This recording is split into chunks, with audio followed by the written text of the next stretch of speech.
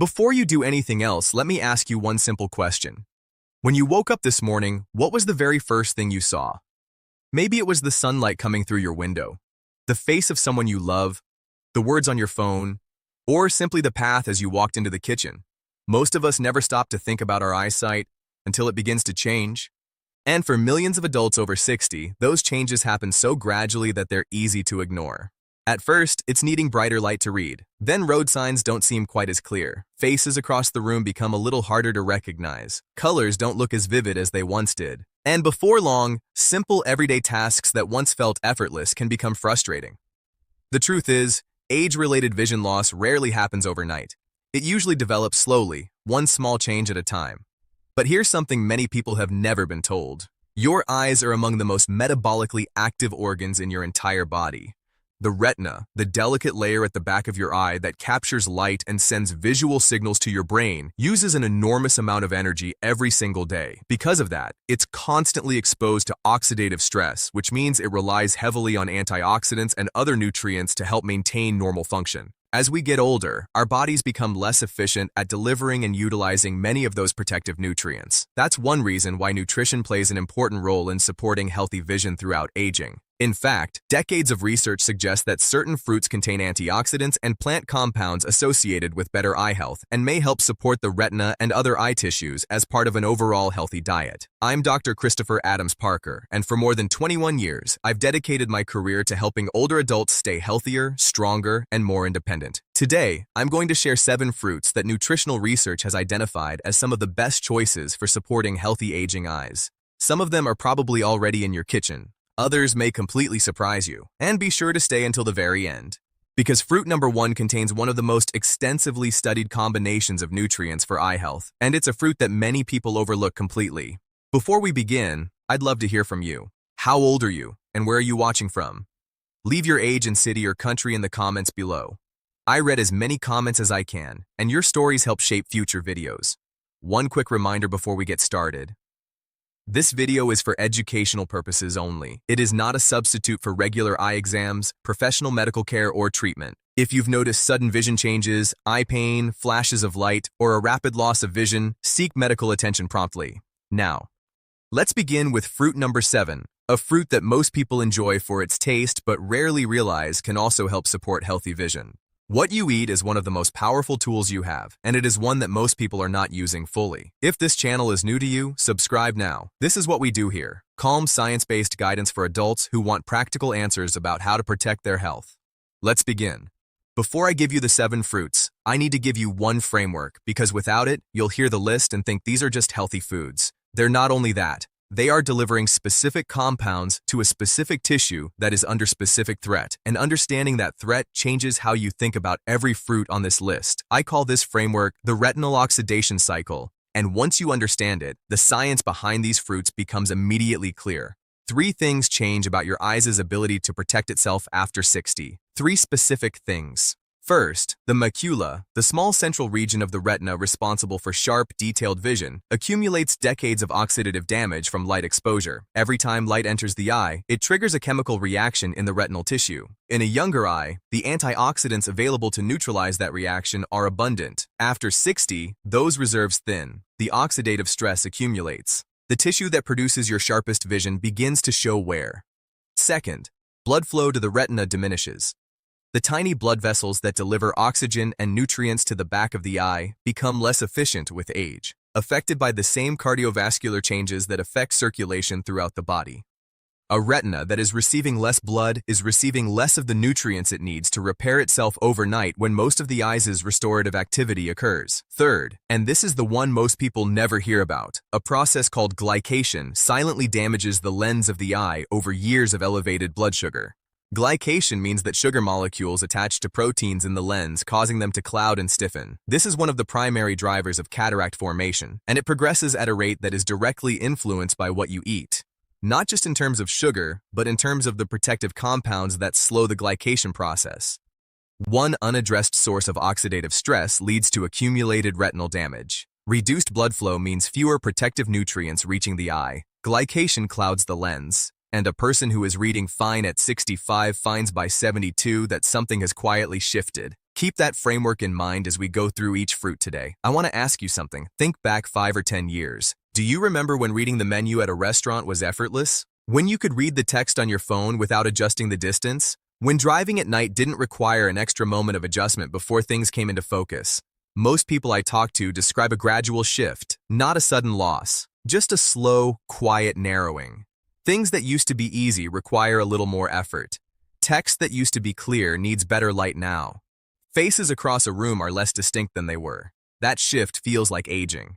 And in some ways, it is, but in a very meaningful way, it is also a response to years of nutritional inputs. And nutritional inputs are something that can be changed. If any of that sounds familiar, this conversation is for you. Here's what I need you to hold on to before we go through the list. The research on nutrition and eye health is not fringe. It is mainstream, peer-reviewed, and increasingly precise. We know which specific compounds protect which specific structures in the eye. We know how much of them is needed, and we know which foods deliver them most efficiently. The gap is not in the science. The gap is in people knowing what the science says and acting on it. That is what today is about, not fear.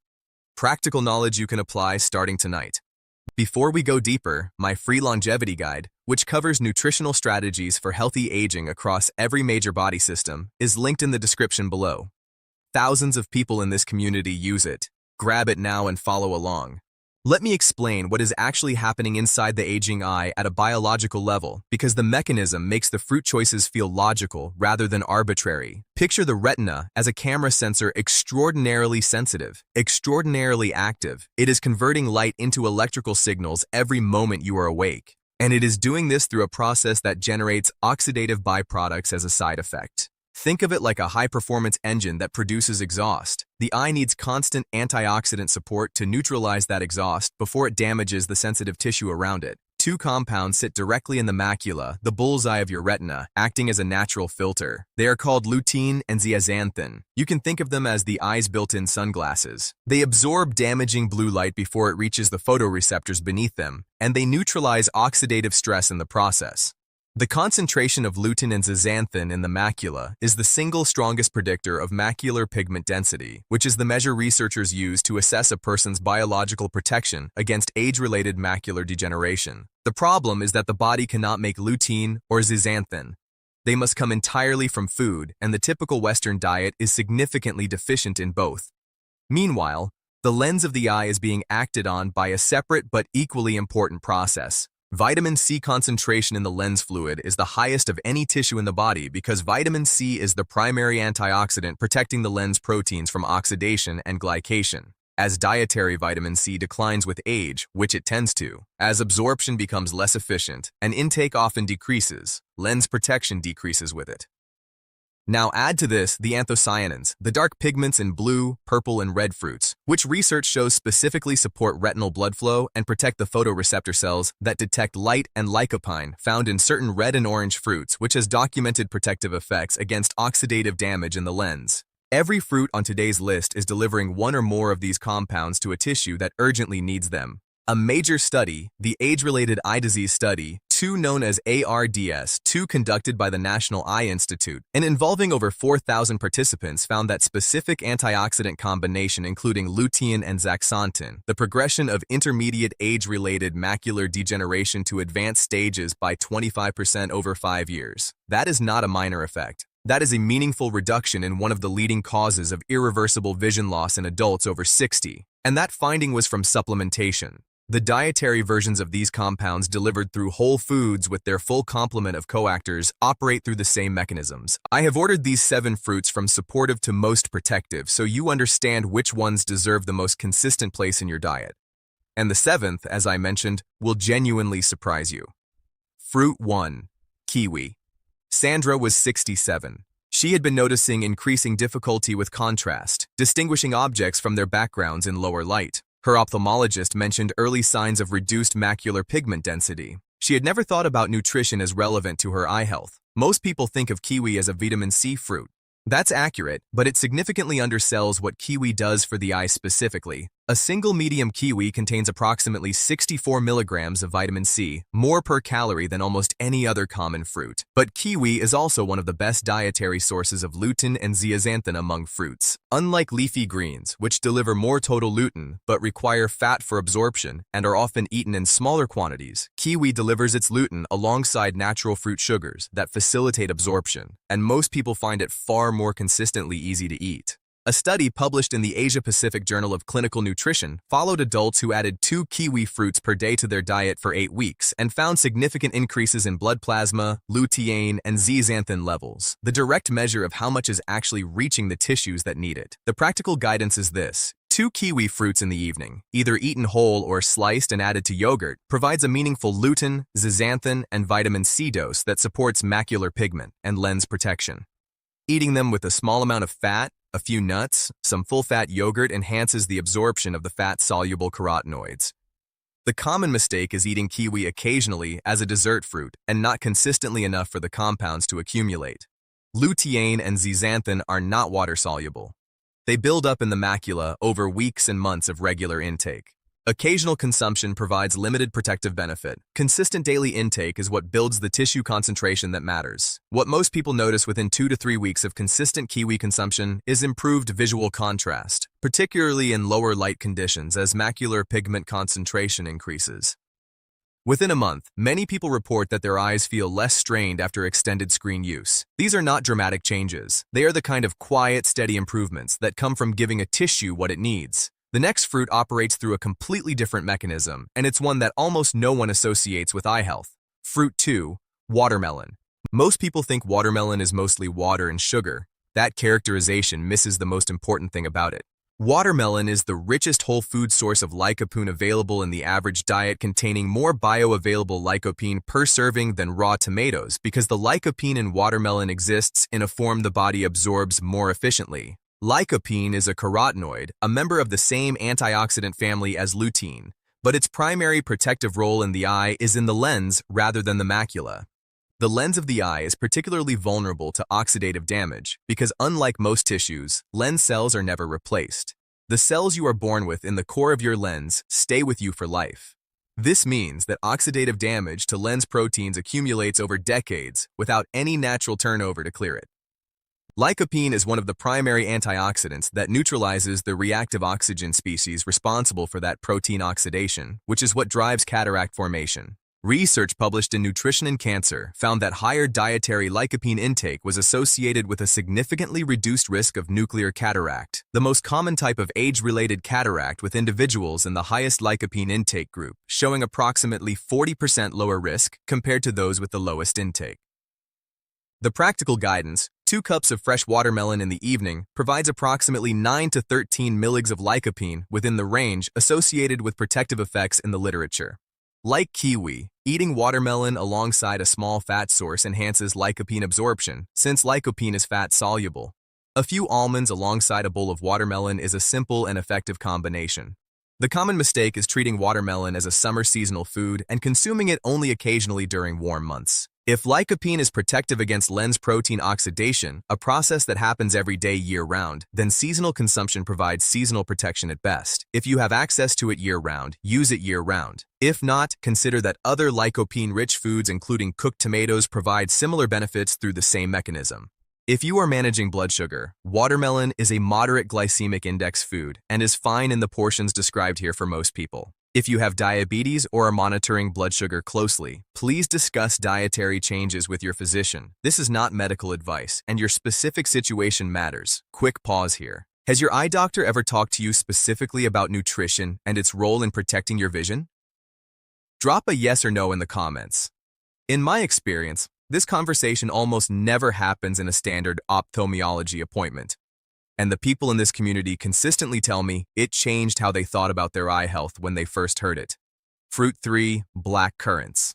Black currants are not a common grocery store item in much of the United States, and that is a significant nutritional gap for eye health. Specifically, black currants contain the highest concentration of anthocyanins of any commonly studied fruit, approximately 190 to 270 milligrams of anthocyanins per 100 grams, which is 2 to 3 times the concentration in blueberries. Anthocyanins are the dark pigments that give blue, purple, and red fruits their color, and in the eye, they serve a very specific function. The retina contains two types of photoreceptors: cones, which detect color and detail in bright light, and rods, which detect motion and low-light vision. Rod function depends on a compound called rhodopsin, commonly known as visual purple, which is a light-sensitive protein that gets bleached by light exposure and must be continuously regenerated for vision to work in low-light conditions.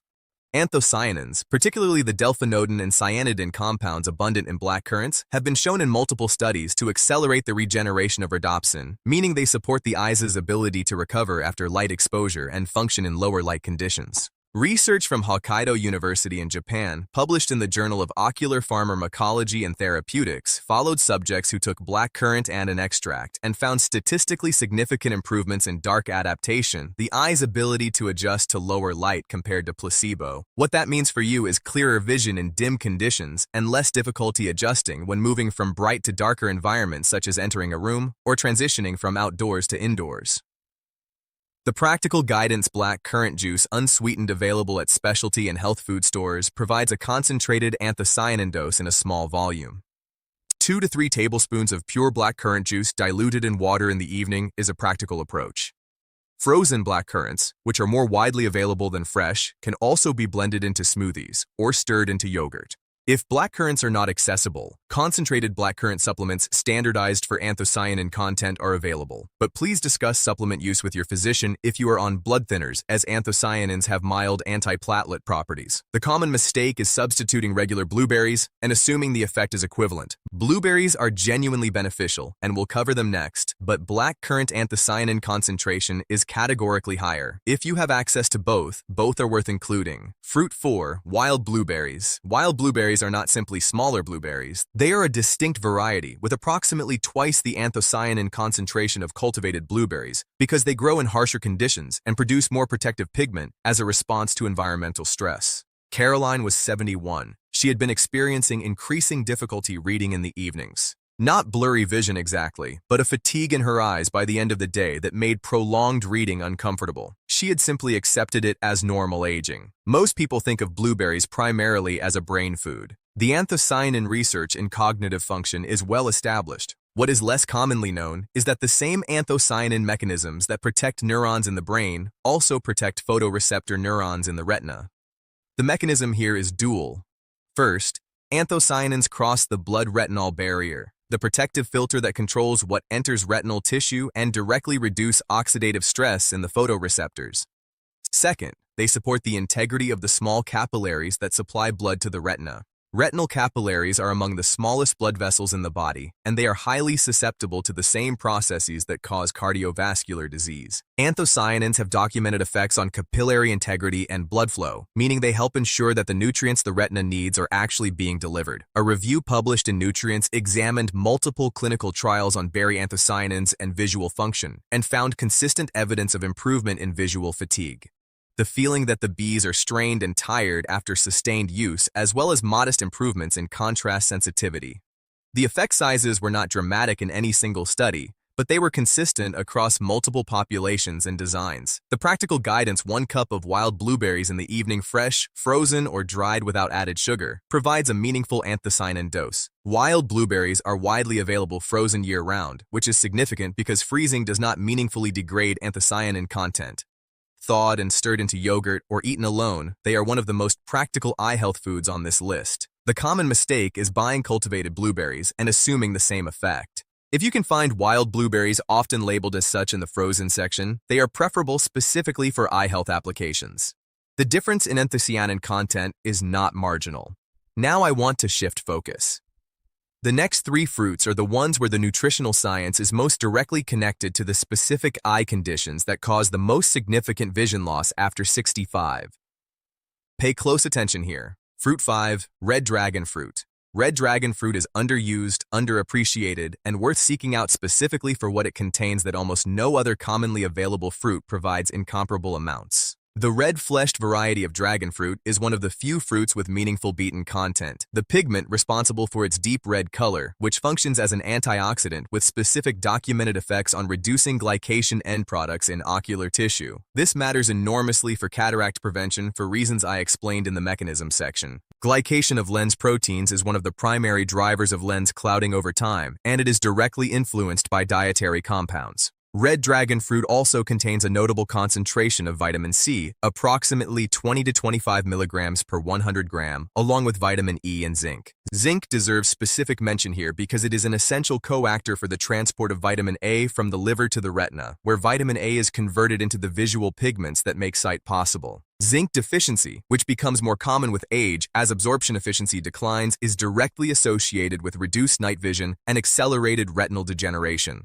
Multiple randomized trials consistently show that the combination of antioxidants found in red pigmented fruits, including vitamin C and E, alongside carotenoids and zinc, provides additive protection against oxidative damage in ocular tissue beyond what any single compound achieves alone. The practical guidance half a medium red dragon fruit in the evening, eaten fresh, provides a meaningful combination of betainins, vitamin C, vitamin E, and zinc in a form that the body absorbs well. Dragon fruit is increasingly available in major grocery chains, particularly in areas with larger Asian or Latin American populations. If fresh is not accessible, frozen is an acceptable substitute.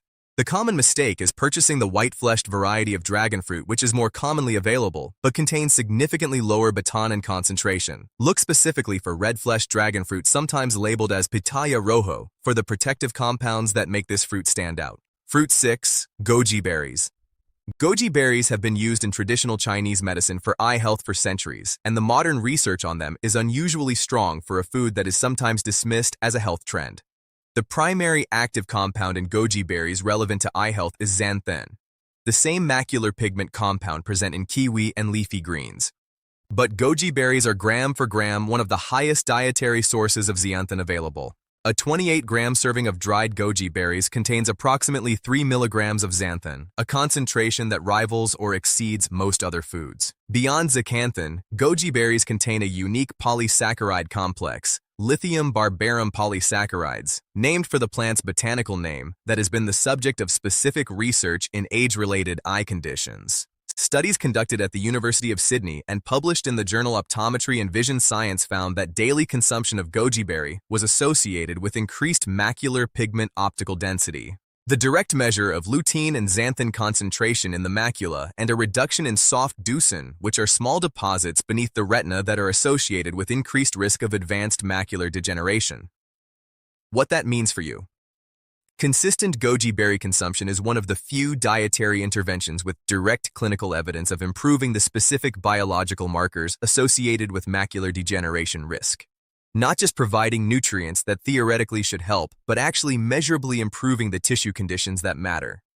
The practical guidance. A small handful of dried goji berries, approximately 15 to 20 grams in the evening, provides a meaningful zeaxanthin dose.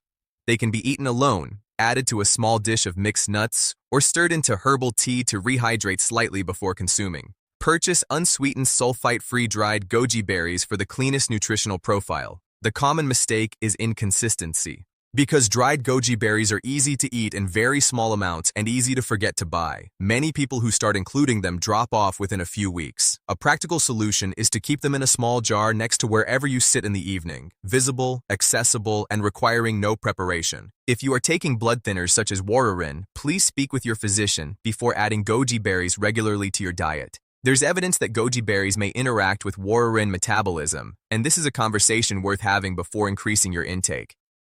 Now here it is, the 7th fruit.